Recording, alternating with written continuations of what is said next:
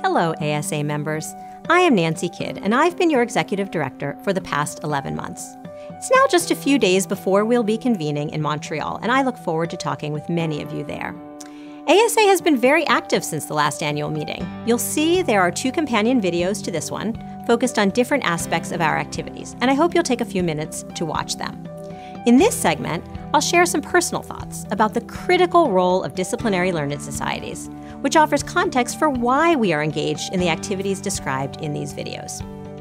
I have 2 daughters who are 6 and 8, so I hear a lot of conversations about what kids want to be when they grow up.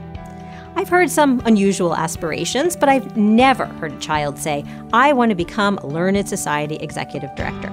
I certainly didn't know that was even a thing to be when I was growing up, despite the fact that I grew up with an academic father who was an officer of his own learned society when I was young. Even as a member of ASA for 25 years, I didn't give the fundamental purpose of such an association much thought until about 8 years ago, when I became executive director of a sister learned society.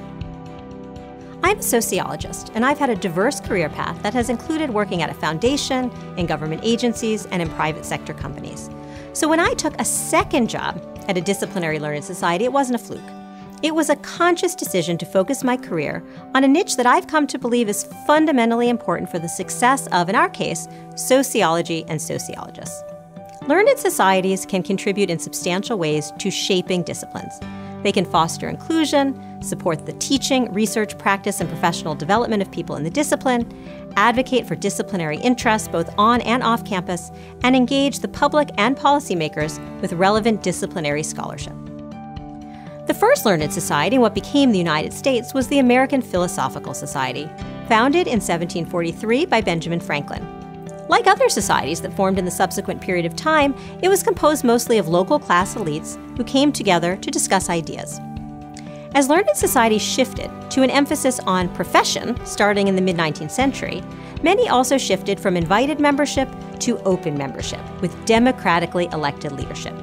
Our predecessors wisely came to realize that association is most valuable when colleagues bring diverse perspectives to the table. ASA has historically been a leader in this regard, but we know there is much more to be done. To learn about some of our recent efforts to create a more inclusive association and discipline for all sociologists, please watch the Inclusive ASA companion video. There has been a relatively recent evolution in learned societies toward focusing more on the collective interests of the discipline through advocacy and public engagement. Individuals can gain access to professional resources in a variety of ways, but the collective interests of the discipline can only be served by a relevant collective. ASA is doing a lot of new and exciting work in this area, and I hope you will watch the companion video, Public Engagement at ASA, to learn about our current activity. I don't know what learned societies will look like in another 100 years, but I am certain that the importance of having a strong organization to advance the discipline of sociology will be undiminished. If you have questions or comments about ASA, please contact me.